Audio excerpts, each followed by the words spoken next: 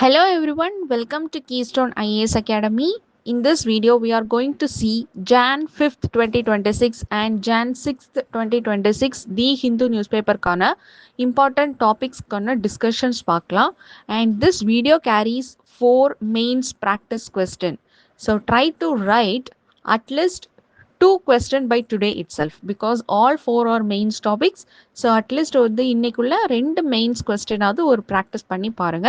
And I hope you all in the preliminary 2026 preparation, but still don't stop the mains answer writing. Try to write at least one question every day. That is my advice. Then today's topics are stepping in with Maoism in rapid retreat. What does the Shanti Bill change? The struggle to count women's labor. Security camps, a game changer in the Maoist fight. The first and final article, both are related to Maoism actually, but it's a different perspective. So first வந்து Maoismனா என்ன அப்படின்னு நம்ம வந்து maybe you all you could have studied in internal security topic. So அது படிக்காதவங்களுக்கு I will explain. So Maoism அப்படிங்கிறது என்னன்னா it is a extreme left wing ideology inspired by Chinese leader Mao Zedong. அதை சிம்பிளா சொல்லணும் அப்படின்னா see 1940s லைக் 1940s வந்து என்னன்னா poor people tribal peoples foresters all these people are there they have வந்து நல்ல ரோட்ஸ் கிடையாது poor school proper schools or hospitals கிடையாது ஃபாரஸ்ட் லேண்ட் ஃபார்மிங் இதை டிபெண்ட் பண்ணி தான் இருந்தாங்க அஃபீஷியல்ஸ் வந்து ரேராக வந்து விசிட் பண்ணுவாங்க இந்த வில்லேஜஸ்க்கெல்லாம் வந்து பிக் கம்பெனிஸ் வருவாங்க லேண்ட் எடுப்பாங்க மினரல்ஸ் எடுப்பாங்க but nobody can ask questions. So what is the overall idea is tribal people என்ன ஃபீல் பண்ணாங்க அப்படின்னா they feel ignored and cheated. அவங்கள வந்து ஏமாத்துறாங்க கவர்மெண்ட் வந்து நம்மளுக்கு ரொம்ப தூரமாக இருக்குது நம்மளுக்கு ஏதாவது அதாவது ட்ரைபல் பீப்புளுக்கு ஏதாவது இஷ்யூஸ் வந்தால் nobody is there to listen to us அப்படிங்கிற மாதிரி ஒரு ஐடியாலஜியில் தான் இந்த மாவோயிசம் வந்து கிரியேட் ஆச்சு. அதாவது சைனாவில் 1940s there was a leader called Mao Zedong. So அவரோட நேமில் தான் மாவோயிசம் அப்படின்னு இருக்குது இந்த ஐடியாலஜி வந்து ஃபாலோ ஆகிட்டு இருக்குது. ஸோ அவர் என்ன ப்ரீச் பண்ணுறாரு அப்படின்னா poor farmers and workers are being exploited. அதாவது ரிச் அண்ட் பவர்ஃபுல் பீப்புள் வந்து அவங்க கிட்ட இருக்கிற ஃபோர்ஸ் யூஸ் பண்ணி புவர் ஃபார்மர்ஸை வந்து எக்ஸ்ப்ளாய்ட் பண்ணுறாங்க. அவங்கள வந்து அவங்களுக்கு கிடைக்க வேண்டிய சலுகைகளை வந்து அவங்க வந்து தட்டி பறிச்சுக்கிறாங்க அப்படின்னு அவங்க ஒரு அந்த லீடர் வந்து ஒரு கருத்தை முன்வைக்கிறாங்க. இதுல இருந்து புவர் பீப்புள் மேலே வரணும் இல்லது எதிர்த்து வரணுமானால் வயலன்ஸ் இஸ் நெசசரி அப்படின்னு ப்ரீச் பண்ணுறாங்க. வயலன்ஸ் அதாவது டெவலப்மெண்ட், எலெக்ஷன்ஸ், டெமோக்ரஸி இது எல்லாத்த விடைக்கும் guns and violence is what is required. Guns and violence can bring justice அப்படின்னு இந்த லீடர் வந்து சைனீஸ் லீடர் வந்து அந்த வில்லேஜஸில் வந்து ப்ரீச் பண்ணுறாங்க. So villages should surround cities and capture power is what the idea behind Maoism. நான் இது எப்படி இந்தியாவுக்குள்ளே வருது? 1960s வந்து வெஸ்ட் பெங்காலில் வந்து நக்சல்பாரி மூமெண்ட்னு ஒரு மூமெண்ட் நடக்குது which is based on this Mao's idea. Okay, again இந்தியாலையும் poor people and tribal people are suffering, democracy ரொம்ப ஸ்லோவாக நடக்குது. ஸோ வாட் பீப்புள் அதை மாவோயிஸ்ட் ஐடியாவை பார்த்து இங்கேயும் என்ன பண்ணுறாங்கன்னா நக்சல்பாரி மூமெண்ட்டுங்கிற பேரில் let us use weapon to overthrow the system, to overthrow the government. நாமளே வந்து இந்த வெப்பன்ஸை யூஸ் பண்ணி சிஸ்டம் கரெக்ட் பண்ணிக்கலாம் அப்படிங்கிற ஐடியாலஜிக்குள்ளே இந்தியாவுக்குள்ளே வருது. So that is called Naxalbari movement. So இதனால தான் இந்தியாவில் மாவோயிஸ்ட்டை வந்து நக்சலைட்ஸ்னும் சொல்லுவாங்க. So that's why Maoist are called Naxalites. Okay, then எந்த ஏரியாலெல்லாம் வந்து இந்தியாவில் ஸ்ப்ரெட் ஆகிருக்குன்னு பார்த்தா, ஸோ இது நம்ம ஆல்ரெடி நீங்கள் பார்த்துருப்பீங்க, red corridor. It is famously called is red corridor. அதாவது வாட் இஸ் த க்ரைட்டீரியான்னு பார்த்தா டென்ஸ் ஃபாரஸ்ட், அடர்ந்த காடுகள் இருக்கிற ஏரியாவில், ட்ரைபல் பாப்புலேஷன் அதிகமாக இருக்கிற ஏரியாவில், புவர் கவர்மெண்டோடைய ப்ரெசன்ஸ் அந்த இடத்துல இருக்குது, பாவர்ட்டி அதிகமாக இருக்குது அப்படின்னா தீஸ் பீப்புள் இந்த இருக்கக்கூடிய area especially Chhattisgarh, Jharkhand, Odisha, Andhra Pradesh, Maharashtra. So இதை வந்து red corridor famously we are calling this as red corridor அப்படின்னு சொல்கிறோம். அண்ட் இது எப்போ வந்து இஷ்யூ ஆச்சு? இது வந்து அதாவது ஒரு ரெட் காரிடார்ல இந்த பீப்புள் வந்து போராடிட்டு இருக்கிறாங்க. அவங்களோட போராட்டத்தினுடைய நோக்கம் வந்து அவங்களுக்கு சரியான அளவுக்கு டெவலப்மெண்ட் வந்து போய் சேராதது. ஸோ இந்த இடத்துல வந்து மாவோயிசம் வந்து மேலும் மேலும் வளருது. கவர்மெண்டோடைய பிரசன்ஸ் அங்கே இல்லை. புவர் பீப்புள், ரிச் பீப்புள் வந்து புவர் பீப்புளை வந்து எக்ஸ்ப்ளாய்ட் பண்ணுறாங்க. ஸோ இந்த மாதிரியான காரணங்கள்னால இந்த ஏரியாவில் வந்து இந்த இந்த மாதிரி ஏரியாஸில் வந்து மாவோயிஸ்ட் வந்து வளருது. பீப்புள் வந்து இனிஷியலாக சப்போர்ட் பண்ணுறாங்க. Why they supported? Because state அவங்க சப்போர்ட்டுக்கு இல்லை. அப்படிங்கிற பட்சத்தில் யார் அவங்களுக்கு சப்போர்ட் பண்ணுறாங்க, யார் அவங்களுக்கு ஆதரிக்கிறாங்களோ அவங்க பக்கம் சாயிறாங்க. ஸோ மாவோயிஸ்ட் பக்கம் சாயிறாங்க. நெக்ஸ்ட் என்ன ஆகுது அப்படின்னா, இந்த மாவோயிஸ்டோட வயலன்ஸ் வந்து ரொம்ப அதிகமாகி இன்னசென்ட் பீப்புள் மேலேயும் போக ஆரம்பிக்குது. ஸோ இது வந்து ஒரு ஒரு நியாயமான ஒரு போராட்டத்தை தாண்டி ஒரு அநியாயமான ஒரு விஷயமா மாறுது. அப்படிங்கிற பட்சத்தில் கவர்மெண்ட் வந்து என்ன பண்ணுறாங்கன்னா, இந்த மாவோயிசம் இந்த ரெட் காரிடார் ஃபோக்கஸ் பண்ணி இந்த மாவோயிசமை தடுக்கிறதுக்கான வழிகளை வந்து இத்தனை வருஷமா இண்டிபெண்டன்ஸ்லேருந்து நம்ம வந்து பண்ணிக்கிட்டே இருக்கிறோம். So what is happening now? இந்த ஆர்டிக்கிளில் என்ன டேட்டா கொடுத்துருக்காங்கன்னா, in recent years, Maoist violence has reduced by almost 90%. Almost 90% Maoist violence வந்து கம்மியாயிருக்கு. And large number of Maoists have surrendered. Then only few districts in Chhattisgarh are still affected. Okay, so எப்படி இந்த decline வந்து நடந்தது? This decline did not happen by chance. ஏதோ வந்து அப்படியே வந்து நடக்கலை. It happened because of a new strategy which is called security camps. One of the strategy தான் செக்யூரிட்டி கேம்ப்ஸ். இதை வந்து நம்ம ஃபைனல் ஆர்டிக்கலில் வந்து ரீட் பண்ணலாம். மேஜர் ரீசன் என்ன அப்படின்னா, கவர்மெண்டோடைய இன்டர்வென்ஷன். கவர்மெண்ட் தலையிட்டு அந்த ஏரியாவை டெவலப் பண்ணாங்க. ஸ்கூல்ஸ் அண்ட் ஹாஸ்பிட்டல்ஸ் இதெல்லாம் வந்து அவங்களுக்கு ரீச் ஆகிற மாதிரி, எதெல்லாம் வந்து அவங்களுக்கு வந்து கிடைக்காத பட்சத்தில் வந்து இப்படி ஒரு போராட்டம் நடத்துனாங்களோ, ஸோ அதை வந்து டெவலப்மெண்ட் அந்த இடத்துல கவர்மெண்ட் கொடுக்க கொடுக்க இந்த மாவோயிசம் வந்து ஆட்டோமேட்டிக்காக அந்த ஏரியாவில் குறைஞ்சிது. So it is a very good sign that it is reduced by almost 90%. So Maoism is a very favourite topic for UPSC. Maoism and Naxalism நிறைய வாட்டி கொஸ்டின்ல இன்டர்னல் செக்யூரிட்டி டாபிக்ல கேட்டிருக்காங்க. Okay, then coming to the practice question. With Maoism in India witnessing rapid decline and mass surrenders, examine the factors behind this retreat. What should be the state's priorities to ensure that the end of armed insurgency translates into sustainable peace and development in tribal region? So actually what is the idea behind Maoism? அதாவது armed struggle for peace. அவங்களுடைய தேவை, அவங்களுடைய ரைட்ஸ்க்காக ஒரு weapon எடுத்து, ஒரு கன் எடுத்து, ஒரு weapon எடுத்து, வயலன்ஸ் எடுத்து போராடுறது, which is called armed struggle, which is called, அந்த ஐடியா தான் என்ன மாவோயிசம்னு நம்ம வந்து சொல்கிறோம். ஸோ அது வந்து what should be the state priority? இந்த ஸ்டேட் வந்து என்ன பண்ணணும்? எண்ட் ஆஃப் ஆர்ம்டு சர்ஜன்சிலேருந்து சஸ்டைனபிள் பீஸ் அண்ட் டெவலப்மெண்ட், இந்த மாதிரியான ட்ரைபல் ரீஜன், இந்த ரெட் காரிடாரில் சஸ்டைனபிள் பீஸ் அண்ட் டெவலப்மெண்ட் வரதுக்கு என்ன பண்ணணும்? It is what the question here is. Okay, so address this keyword by keyword. So subtopic போட்டு அட்ரஸ் பண்ணுங்க. Okay, now let's talk about the Shanti bill. Shanti stands for Sustainable Harnessing and Advancement of Nuclear Technology in India.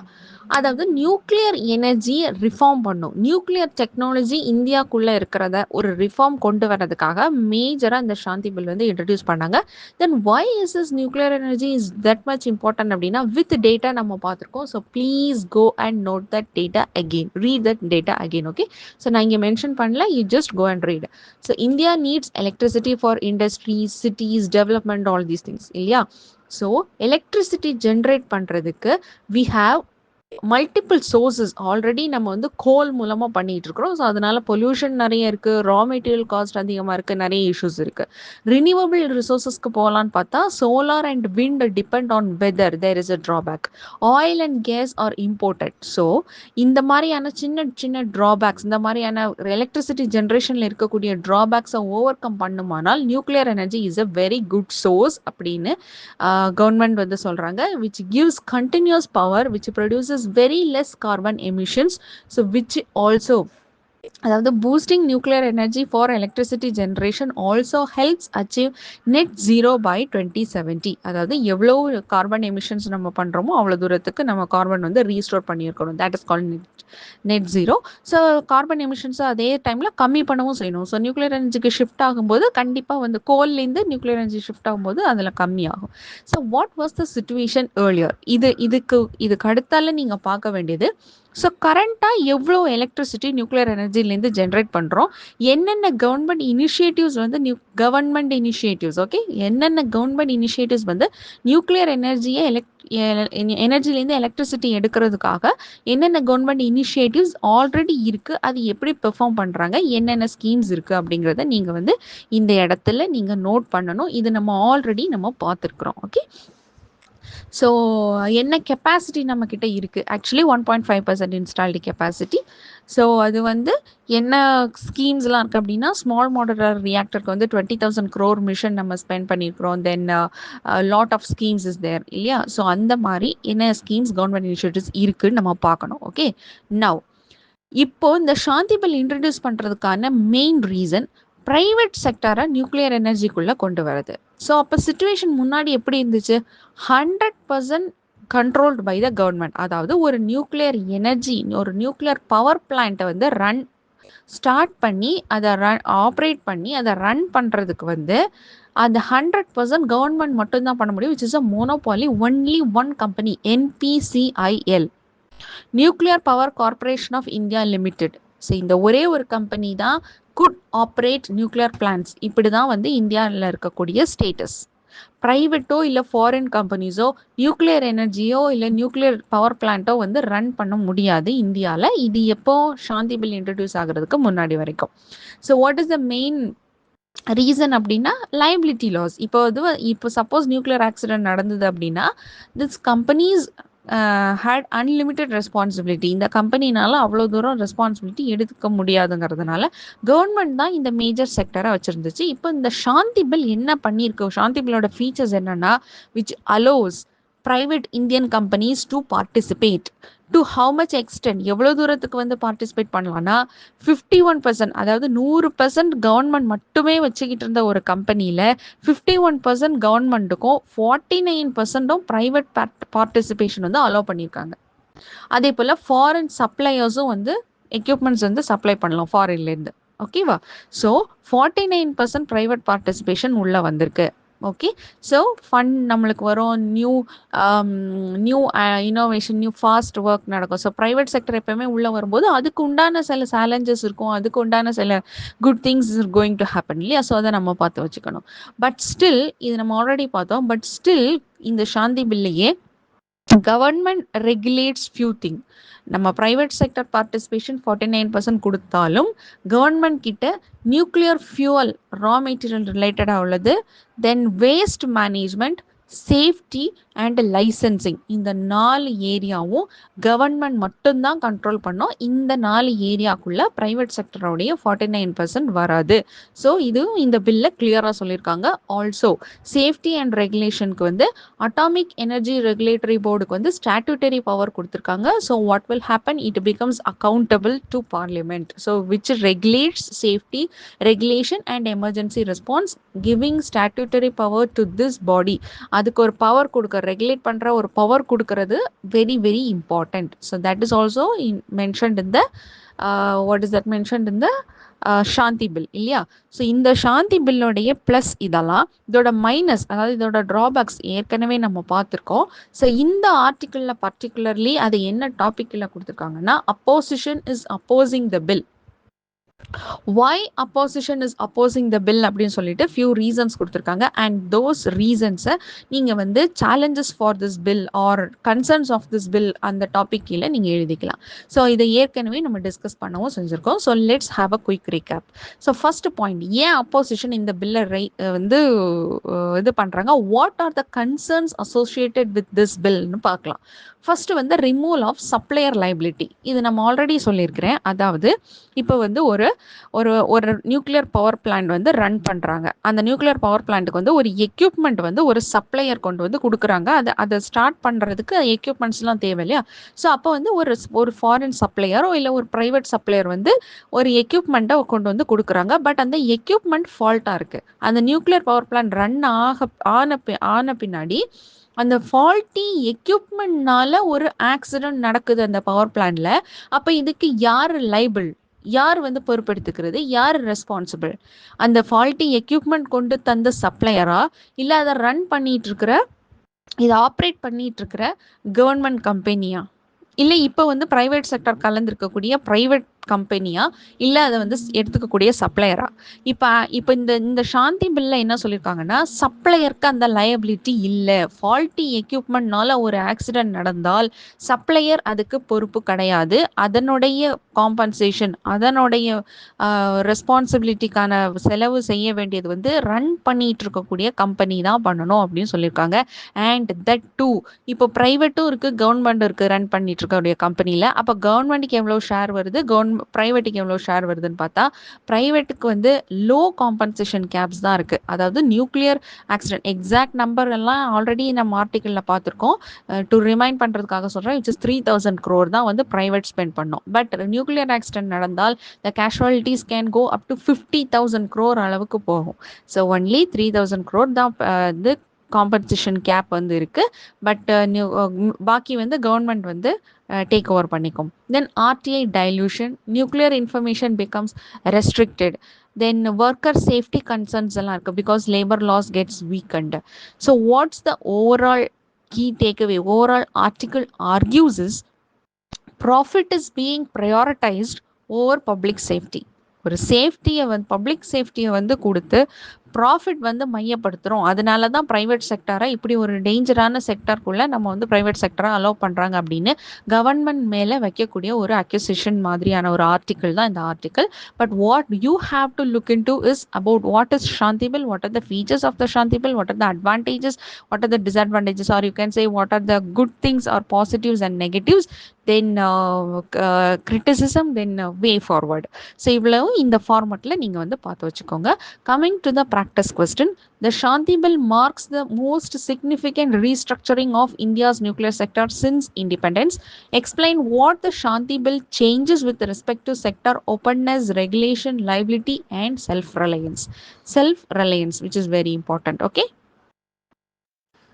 Now let's talk about women's labor. அதாவது women's லேபரில் emotional and mental லேபரை வந்து எந்த லாஸ்மே எந்த ரெகக்னிஷனுமே கொடுத்து அதை consider பண்ணலை அப்படிங்கிறது தான் இந்த ஆர்டிக்கிளோட கோர் ஆர்குமெண்ட். ஓகேவா? ஸோ எமோஷனல் லேபர் வந்து அது வந்து நம்ம வந்து நிராகரிக்கிறோம், அதை வந்து நம்ம வந்து ஒரு ஒரு ரெகக்னிஷனுக்குள்ளே எடுத்துகிட்டு வரல அப்படிங்கிறது. And no country is recognising that labour. So இதை வந்து இந்த பாயிண்ட்டை வந்து with data, with feminist perspectives and economist perspectives. So in the perspectives எல்லாம் ரொம்ப ரொம்ப important. You can quote directly in your answer by mentioning the name. Okay, so அதை வந்து நோட் பண்ணி வச்சுக்கோங்க அண்ட் டேட்டா நோட் பண்ணிக்கோங்க, ப்ளஸ் வந்து இதையும் நோட் பண்ணிக்கோங்க. சோஷியல் ஜஸ்டிஸ் அண்ட் கவர்மெண்ட்ஸ் டாப்பிக்கில் விமனுடைய கொஸ்டின்ஸ் நிறைய வரும், விமன் பேஸ்ட் கொஸ்டின். ஸோ அதில் வந்து இந்த point of view maybe question வந்துன்னா இதை வந்து நீங்கள் எழுதலாம். Okay, then what is the main idea here? விமனுடைய what is this emotional thing, அதாவது who cooks, who cleans, who takes care of children, who manages emotions at home, இதெல்லாம் வந்து unpaid household work and emotional labor. What is that? Unpaid household work and emotional labor. What does the global report say? அதாவது யூஎனோட report நான் சொன்னேன் இல்லையா, it is given with data. So இந்த data note பண்ணிக்கோங்க. யூஎனோட report படி women do 2.8 hours unpaid work every day than men. மென்னை விடைக்கும் 2.8 hours அதிகமான அன்பெய்டு ஒர்க் பண்ணுறாங்க. What is this unpaid work exactly includes, which is cooking, cleaning, child care, elder care, emotional support. So all this are not paid, not counted in GDP and not recognised in any policy. Okay, so in detail பார்க்கலாம். What is this emotional labour? அதாவது ஒரு ஃபேமிலிக்குள்ள ரிலேஷன்ஷிப்ஸை maintain பண்ணுறதுக்கு ஒரு effort போட வேண்டியிருக்கும். Then other பீப்புளை வந்து எமோஷ்னலாக சப்போர்ட் பண்ணுறதுக்கு வந்து ஒரு ஒரு பில்லர் மாதிரி ஒரு நிற்கிறதுக்காக ஒரு எமோஷ்னல் எனர்ஜி வந்து விமன் ஸ்பெண்ட் பண்ண வேண்டியிருக்கும். Maintaining harmony, absorbing stress silently.